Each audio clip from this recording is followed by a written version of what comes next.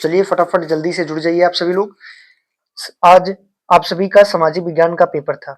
मैं लेकर के आया हूं सामाजिक विज्ञान 825 जीएस पेपर का सॉल्यूशन। अब ये देखिए किस किस जिले में जीएस का हुआ है। 825 जीएस जिसका पेपर कोड है वो लोग अपना पेपर सॉल्यूशन कर ले। तो अपना पेपर लेकर के बैठ जाइए और देखिए पहले स्टार्ट करेंगे एमसीक्यू से, है ना। तो चलिए बिना देरी के स्टार्ट करते हैं और चैनल को सब्सक्राइब कर लीजिए, लाइक कर दीजिए और अपने दोस्तों को शेयर कर दीजिए जिनका भी पेपर कोड 825 जीएस रहा हो। ये देखिए 825 जीएस। तो जैसा कि आप सभी को पता होगा कि आपको भी सोशल साइंस में 3 घंटा 15 मिनट मिलते हैं। 70 का पूर्णांक होता है 825 जीएस पेपर कोड। चलिए क्वेश्चन स्टार्ट करते हैं। देखिए पहला क्वेश्चन है, विनया संधि कब हुई थी? 1815 में, 1814 में, 1813 में, 1816 में। तो आप लोग बताइए कौन सा ऑप्शन आप लोग करके आए थे। 800 पेपर कोड क्या है? 825 जीएस वाले बताएं ये क्या करके आए थे। विनया संधि कब प्रारंभ हुई थी? 1815 में, 1814 में, 1813 में, 1816 में। कब हुआ था? 1815 में। पहला का ऑप्शन नंबर राइट है ना, पहला का ए ऑप्शन राइट होगा, पहले का ए ऑप्शन राइट होगा। फिर देखिए उसके बाद अगला क्वेश्चन है, महात्मा गांधी ने असहयोग आंदोलन वापस लेने का फैसला कब किया? जनवरी 2020, मार्च 2021, फरवरी 2022, अगस्त 2024। तो कौन सा ऑप्शन आप लोग करके आए थे कमेंट बॉक्स में बताइए। दूसरे का ऑप्शन जो होगा वो सी होगा, फरवरी 2025, ओ सॉरी 19 फरवरी 2022, 19 फरवरी 2022। इसी क्रम में हम आ गए हैं तीसरे क्वेश्चन पर। कांग्रेस ने अपना कांग्रेस ने अपने किस अधिवेशन में पूर्ण स्वराज की मांग को औपचारिक रूप से स्वीकार कर लिया था? मद्रास अधिवेशन 1927 वाला, या लाहौर अधिवेशन 1929 वाला, कराची अधिवेशन 1931, लखनऊ अधिवेशन 1936। तो कौन सा किया था बताइए आप लोग, कौन सा ऑप्शन करके आए करेक्ट भाई। तो तीसरा का option number B is right, Lahore अधिवेशन 1929 में, है ना। इसी क्रम में हम आ गए चौथे क्वेश्चन पर। श्रीलंका में निम्नलिखित में से कौन सा बहुसंख्यक वर्ग है? तमिल, मुस्लिम, ईसाई, सिंहली, कौन सा है बताइए। चौथा का कौन सा ऑप्शन सही होगा, क्या करके आए बताइए। कमेंट बॉक्स में आप बताते रहिए कि कौन कौन सा ऑप्शन आप लोगों ने सही किया है। लास्ट में बताइएगा कितने विकल्प आपके सही गए, है ना। तो श्रीलंका में निम्नलिखित में से कौन सा बहुसंख्यक वर्ग है भाई? 14, हाँ, श्रीलंका में निम्नलिखित में से कौन सा बहुसंख्यक वर्ग है? ये क्वेश्चन हमने आपको मॉडल वनडे सीरीज में कराया था, याद होगा, देख लीजिएगा, मिलाइएगा, वही क्वेश्चन है ये भाई। अब आप तो बता सकते हो ना। 14 सिंगली, चौथा का डी नंबर सिंगली होगा। फिर देखिए पांचवा क्वेश्चन, निम्नलिखित में से कौन सा समवर्ती सूची का विषय है? देखो समवर्ती सूची वाला आ गया कि नहीं आ गया, बताए थे आपको मॉडल वनडे सीरीज में, देखबे नहीं किए होगे तो कहां से आ जाएगा भाई। जो जो बताया गया था वही वही पेपर में आया है। मोस्टली क्वेश्चन उसी से फंसे, 90% उससे क्वेश्चंस आए हैं आपके बोर्ड में। अभी आगे देखते जाइए, अभी 5 क्वेश्चंस मिला है जिनमें से 3 क्वेश्चंस मिल चुके, है ना। रक्षा, पुलिस, शिक्षा, कृषि। तो समवर्ती सूची क्या है? शिक्षा है। फिर देखिए अब चलते हैं अगले क्वेश्चन पर। बेल्जियम के विभिन्न सामाजिक समूहों के बीच सत्ता के बंटवारे की व्यवस्था को कहते हैं सामुदायिक सरकार, संघीय सरकार, एकात्मक सरकार, स्थानीय सरकार। तो छठवा का कौन सा ऑप्शन होगा?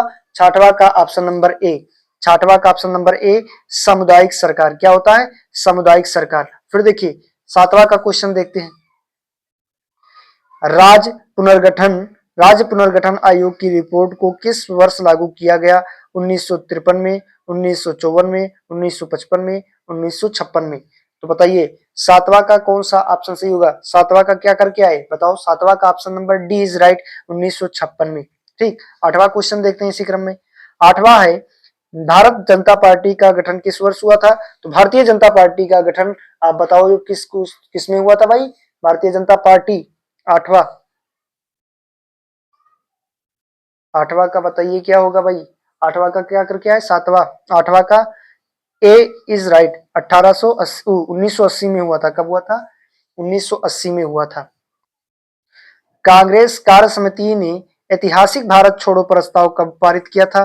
तो 8 अगस्त 1942 में, 14 जुलाई 1942 में, 31 जुलाई 1942 में, 9 अगस्त 1942 में। तो नौवां का option number B is right, नौवां का option number B is right, 14 जुलाई 1942 में, 14 जुलाई 1942 में। फिर देखिए 10वां क्वेश्चन, किसने ऐलान किया था कि अमृत राय किसने ऐलान किया था कि अस्पृश्यता को खत्म किए बिना 100 साल तक भी स्वराज की स्थापना नहीं की जा सकती है? डॉक्टर अंबेडकर, बाल गंगाधर तिलक, जवाहरलाल नेहरू, महात्मा गांधी।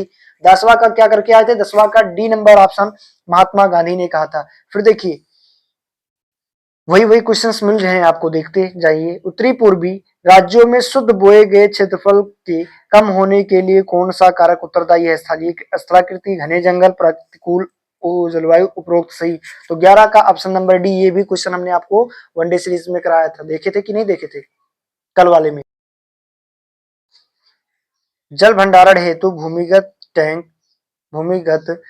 टैंक टांगा का प्रयोग विशेषकर निम्नलिखित में से किस राज्य में किया जाता है? पंजाब, मध्य प्रदेश, राजस्थान, गुजरात। 12 का ऑप्शन नंबर क्या करके आए बताइए? 12 का ऑप्शन नंबर सी राजस्थान। 12 का ऑप्शन नंबर सी राजस्थान। फिर उसके बाद देखिए 13 नंबर क्वेश्चन। 13 नंबर क्वेश्चन क्या कहता है? लेटेराइट मिट्टी किस राज्य में पाई जाती है? देखो लेटेराइट मिट्टी आएगा कि नहीं आएगा? वही क्वेश्चन जो आपको बताए थे भाई।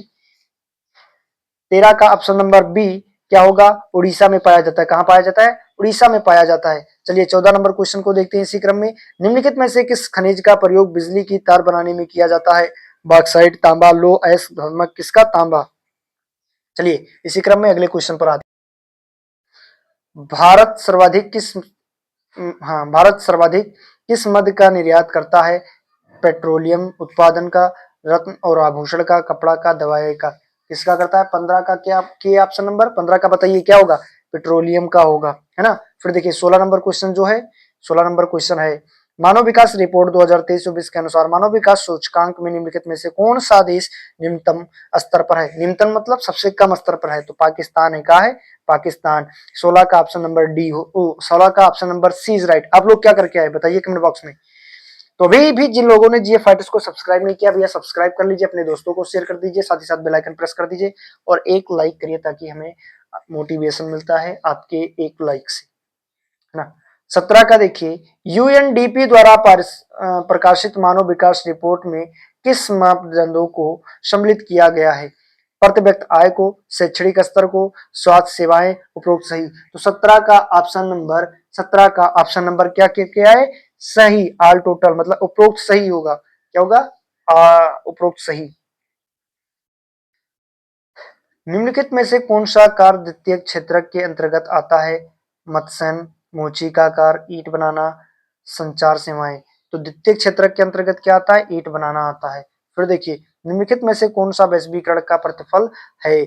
आर्थिक विकास, वस्तुओं के सेवाओं तक पहुंचना, संस्कृत आनंद और उपरोक्त आनंद प्रदान करना, उपरोक्त सही। 19 का ऑप्शन नंबर डी उपरोक्त सही। फिर देखिए उपभोक्ता सुरक्षा अधिनियम कब बना? बताइए 20 का कौन सा ऑप्शन करके आए थे? 20 का option number A is right होगा, है ना।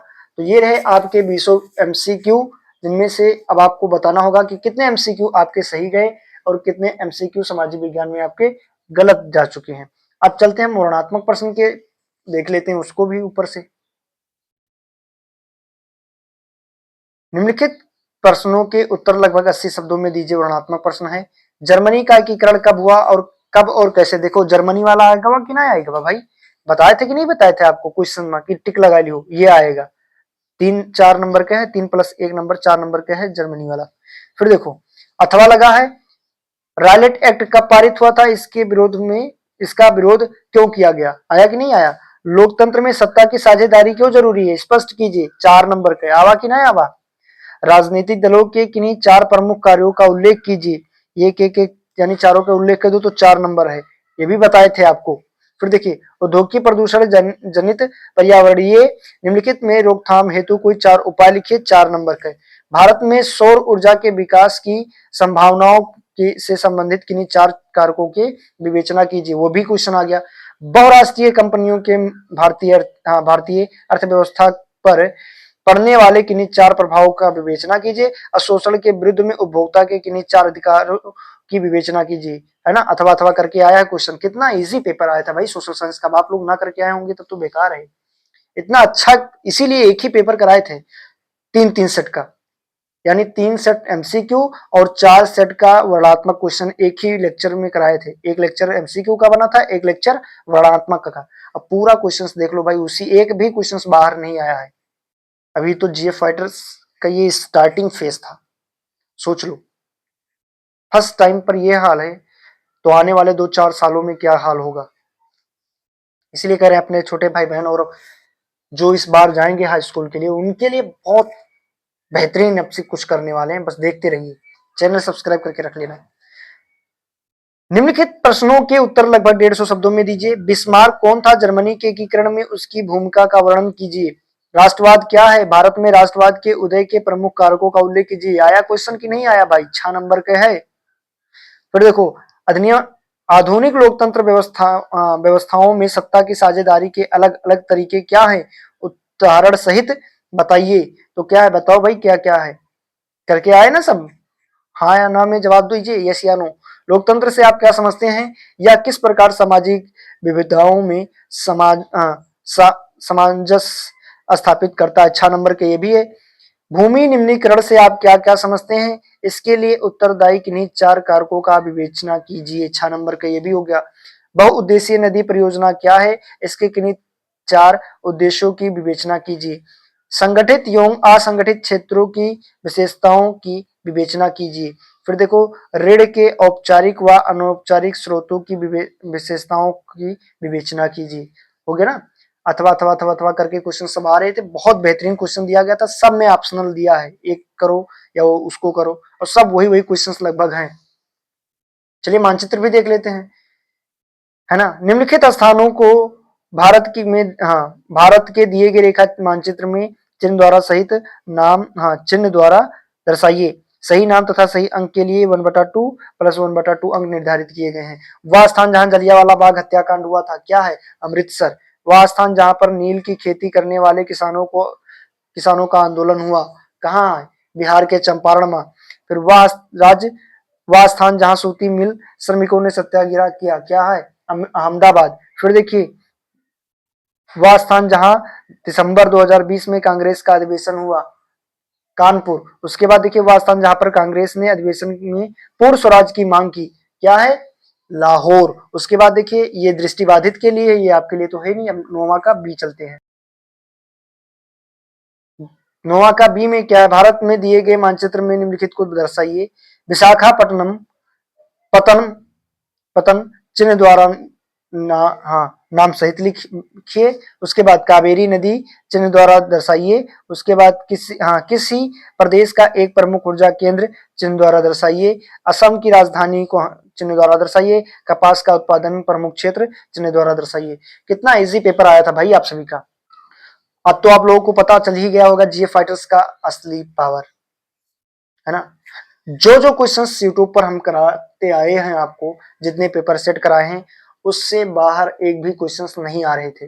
90% लगभग सारे क्वेश्चंस वही आए हैं, है ना। अब आप सोच सकते हैं किस लेवल की तैयारी जीएफ फाइटर्स पर कराई जा रही है। तो जल्दी से जल्दी जीएफ फाइटर्स को सब्सक्राइब कर लीजिए। अभी भी 4 पेपर आप सभी का है, अभी भी बहुत मौका है ना, कुछ बेहतर करने के लिए। तो जो हो गया फिलहाल छोड़िए, आगे जीएफ फाइटर्स को सब्सक्राइब करिए, बेल आइकन प्रेस करिए, अपने दोस्तों को शेयर कर दीजिए, साथ ही साथ लाइक करिए, और अगले पेपर के लिए रेडी हो जाइए, है ना। क्योंकि इंग्लिश का ऐसा मॉडल लेकर के आएंगे, ऐसा पेपर लेकर के आएंगे आप सभी के लिए, इतने क्वेश्चंस ले आएंगे कि आप लोग कहोगे सब हलवा है, हलवा इंग्लिश। चलिए दोस्तों, लेक्चर को एंड करते हैं। तब तक के लिए जय हिंद, बाय बाय, टेक केयर।